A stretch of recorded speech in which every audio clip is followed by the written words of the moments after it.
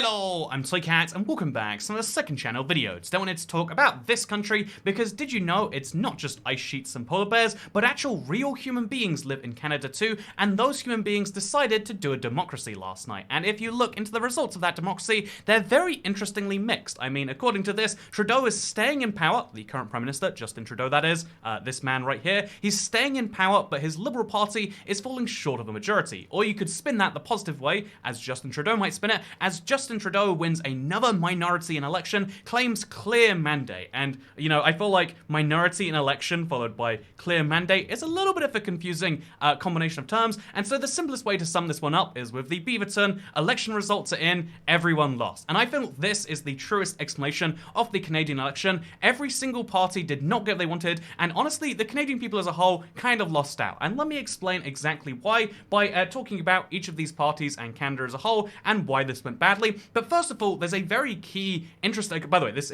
election is so interesting in so many ways. The party with the most votes did not win the most seats, and indeed is not going to be able to govern. That is the Canadian Conservative Party. The party which did get the most seats did not get enough seats to rule outright, you know, with a majority, just 157 seats of 170 needed. So there's a minority government, which is very interesting. It's not seen in non-parliamentary systems so much. And just in general, this is very, very interesting. Let's talk about it all, starting with the fact that, wait, why is there an election held here at all? Didn't they just have one in 2019? And yes, here is the 2019 Canadian federal election. You'll notice the guy in the red looks suspiciously similar both times. And it's like, wait, does Canada do the thing? Are they like Australia and New Zealand where they have elections every 3 years instead of every, instead of every, 4 or 5? Or do they do it every 2 years now? Have they just changed something? And the simple answer is no. Canada has not changed those things. What actually is the case is that Canada is a parliamentary system where the Prime Minister has the power to call an election at basically any time. There is a maximum term length, but there is not a minimum term length. And so you'll see sometimes there's 2 elections in a year if the first one just doesn't really provide anything of value. It's a very interesting, system in my opinion. But basically, because of COVID being a big win for the Liberal Party, and because they were previously just a minority government for the first time in a while, again in 2015, Justin Trudeau's Liberal Party got a full majority by themselves. They could rule with no other parties needed. But in 2019, they lost some of those seats, and so they figured, given that they've been so popular during COVID, and if we're being honest as to why they're so popular during COVID, they pulled the very useful tactic of turning on the money taps. Here is a list from the Government of Canada themselves, or Government de Canada, and as you can see, everything in Canada has to be bilingual, because, you know, I don't know why. Something about that weird part of the country we'll get into later. But as you can see, Canada is a very interesting situation during COVID because they have turned on the money taps. $500 a week in Canadian, so not 2,000 US dollars, but a lot of money a month to every single person on unemployment insurance. Then in addition to that, if you've got student loans or apprentice loans, the interest is turned off. There's Canada Recovery Benefit, there's sickness, there's a lot of things that have been massively increased for the sake of COVID. It is, again, turning on the money taps has been the worldwide response to COVID, but the amount that Canada does it is probably one of the most in the world. And we'll get back to that later because I found out something shocking while researching this video. But the key thing here is you got to bear in mind is people like when money is being thrown at them, and so the Liberals were riding a very high poll high. In fact, if we look at 338 Canada, you can see that before the campaign, they were way ahead of the Conservative opposition, and so they were thinking to themselves like, yeah, let's capitalize, let's win that majority again so we don't have to work with other parties, because that is what democracy is all about, in their opinion. I'm just kidding, but like, obviously, any political party has the interest in gaining more seats, and so they held an election. However, why did the election not gain them more seats? In fact, they won 157 seats in 2019, and they're projected to win maybe 158. According to the BC, it's looking more like 156, but they're going to lose or gain 1 seat as opposed to gaining at least 12 that they needed.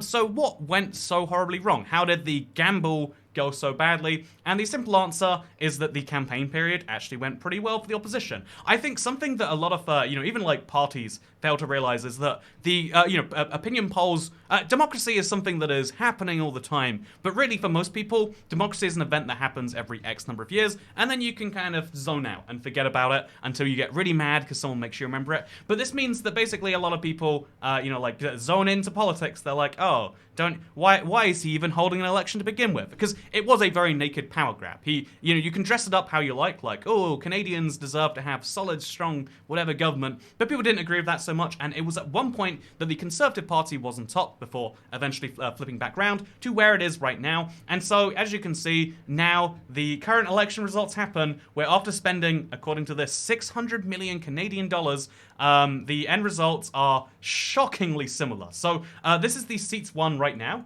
this little line right here, and this is the seats won right now, and this is the seats from before the election. The reason this is lower right here is because a few Liberal MPs resigned, I'm assuming. But as you can see, every party is in basically the same position. The Green Party gained 0 seats. They lost 4.3% of the vote, which is 2/3 of their vote total, but their vote is very concentrated, so it doesn't matter. The NDP gained 1 seat out of, they've previously been the opposition with over 100 seats, so gaining 1 seat and having 25 is kind of disappointing for them. The Bloc Québécois, the French party, again, the Québécois party, they won 2 extra seats, probably the closest thing this election has to a winner. However, they did not sweep Quebec, as was at one point proposed. And so the end result is that really it comes down to the 2 main parties. We've just introduced Liberal Party losing 1% of the vote and maybe losing a seat or maybe just gaining a seat. And with the Canadian Conservative Party losing 0.3% of the vote, so staying just about on the same point, but not gaining a single seat. And indeed, having about 1/3 of the total of seats, despite being the largest party by vote share. And so what happens there, the simple explanation, if you look at this map right here, the coloration of each party goes darker as more votes are there. Basically, the Canadian Conservatives are the only party of the Canadian West because, again, like something, those provinces make a lot of money in natural resources, and so they just don't, they don't vote the party that says anything about natural resources are maybe not a great thing to exploit. And so there is this very blue area over here. Like, there are districts where they win like 90-something% of the vote. Even the traditional point, which is true in most countries, where the city centers go red and then the state goes light blue. Look at Calgary and Edmonton. These are the 2 cities in Alberta, the big province over here. There is 1 district that went red in Calgary, and there are 2 districts that went yellow in Edmonton, and that's it. That's the entirety of everywhere else. It's like you're deep in the heart of the city of Calgary, 1 million+ people. You're still voting blue because, again, that's the interesting situation in Canada, which isn't really matched everywhere else. You can see that Vancouver is very, very red. You can see that London, I wasn't consulted when these election districts were were drawn, but as you can see, London went red. Toronto Metro is red, blue. And so in general, the way the election actually boils down to, and the reason that again, generally speaking, Conservatives tend to have a slight edge because they'll win by smaller amounts overall. But this is the opposite that's true in Canada, where they win by massive amounts. They ride up the vote totals in seats where they've already won, whereas Liberals win by very small amounts all the way on the eastern provinces. So Halifax, St. John's, all the eastern maritime provinces, they win by quite a lot. They win by small margins and they get the seats. And then when they're in the city centres, they generally tend to do the same too, with Toronto being a weird exception. So they won all of the seats in Ottawa, Gatineau. They won the Quebec City bottom seats, and basically you can see that the simple explanation is that the Liberal Party is good in city centres, and that's but not all the city centres. But as it turns out, there's only really 2 city centres that you need to win in addition to the Maritimes, and that's enough to get your minority going. So yeah, it's fascinating in my opinion.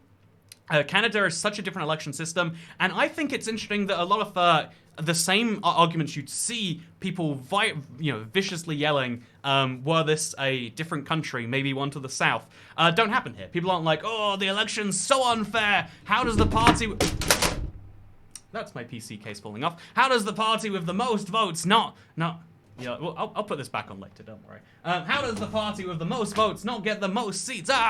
This is democracy is a sham, and, go and raid the Canadian equivalent of the White House, which, if I'm not mistaken, is just a house on a random street in Ottawa. Anyway, so, as you can see, the end result is that no one got anything, basically. They ran an entire election, they spent 600 million Canadian dollars, and they got nothing. And honestly, okay, so if you look at every news article on this one, that doesn't involve Justin Trudeau kissing his lovely wife. I'm assuming that's his wife. Let's hope that's his wife. But anyway, as you can see, if you look at all the lovely election articles in this, they'll all mention that, like, yeah, so they spent a lot of money doing that, right? And that's probably not, great. And that was like a big, like campaign point. They're like, yeah, they spend a lot of money, huh? But interestingly enough, I was like, yeah, well, 600 million. Like, people always, when they talk about government finances, they'll talk about large numbers to the individual, but 600 million doesn't really matter on a country level, right? But then you realize it's Canada, and Canada is a country of just about, what, like 30, 40 million people? So actually, maybe that does matter. And so I decided to look at the Canadian federal budget for 2021, just to get a feel of, like, what percent, because, in reality, even though we shouldn't think this way, we all kind of value things based on net worth. When Jeff Bezos gives $1 million to a charity, it's like spitting in their face. Only 0.01% of your net worth. I mean, I didn't give that amount of my net worth, but screw you. It's literally this.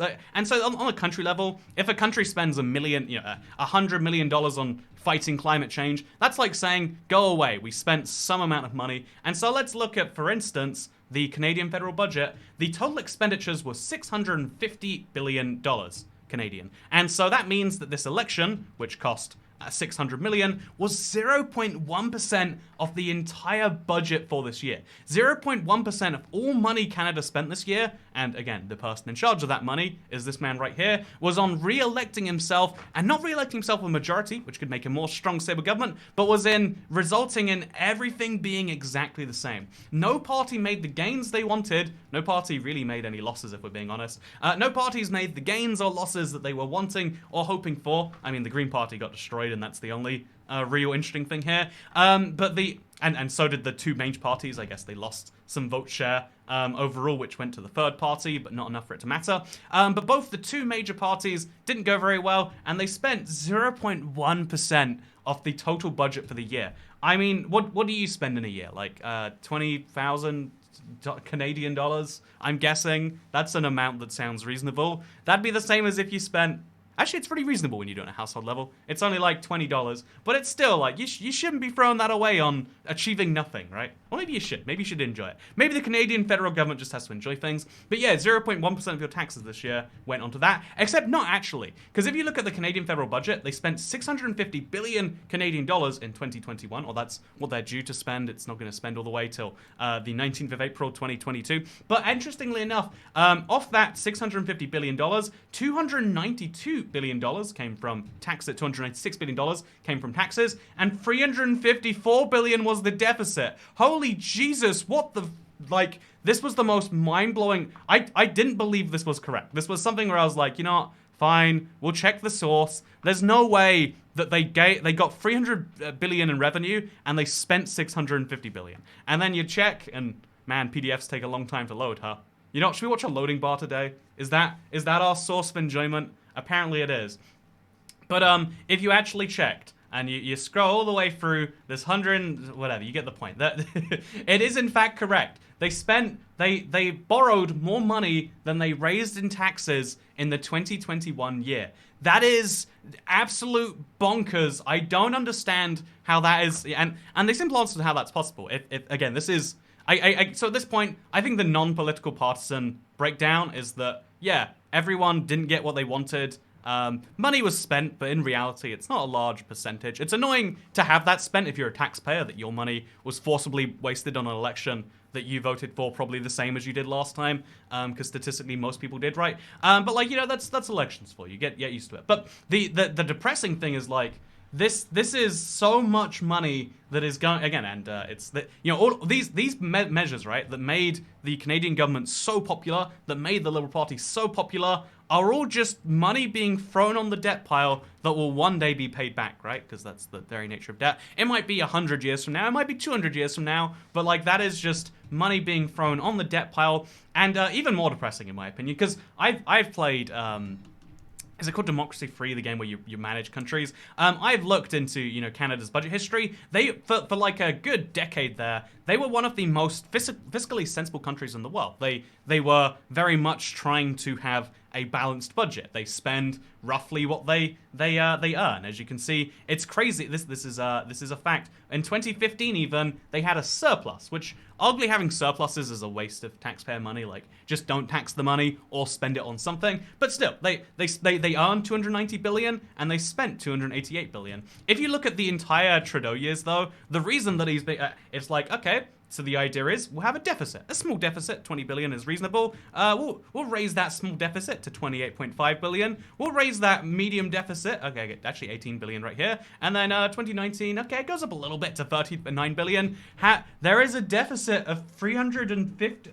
It's just like, there's something I realized about the current Canadian situation is that it's like, like there's this weird game theory in politics. And I think the reason that so many other countries have the situation where both the Conservatives and the left-leaning parties are like, screw it, we'll just borrow all the money, like right to the limit, is because if you don't borrow that money, your next government will. And yeah, I used to be like it'd be cool if every country balanced the budget, and so then you could sustainably, borrow to fund future projects. But no, there is more borrowing happening in Canada right now than revenue, and I have no idea what the solution to that is. It clearly hasn't become that big of an issue. Maybe money is just fake. Maybe money is something we all just believe in, and maybe, because again, Canada is in control of the currency they print to pay that debt, maybe this all works out in the end, but I just feel like, man, imagine spending $354 billion you don't have on providing money to people, a very great thing to do, and still not managing to win still only managing to win a single extra seat and losing 1% of the vote. That is, to me, the most damning thing for the Liberals. And imagine being the Conservatives and having that as your opposition and still managing to lose votes. Imagine being French. That's all. And yeah, so thank you very much for watching this video. I hope you all enjoyed it. I don't think you did. Oh wait, I have a relevant t-shirt today. I've looked like a crazy conspiracy theorist because only this bit showed up. But yeah, the Prime Minister of Canada. Wait, do you like it? Do you like my t-shirt? I hope you like my t-shirt.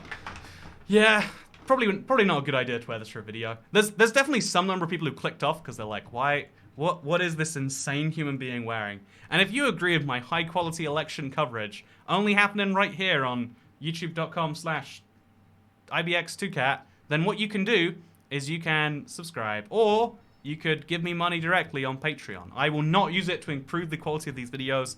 I might use it to buy t-shirts that don't imply that 9/11 was an inside job though. So, we can kind of find the balance there. But thank you very much for watching this video.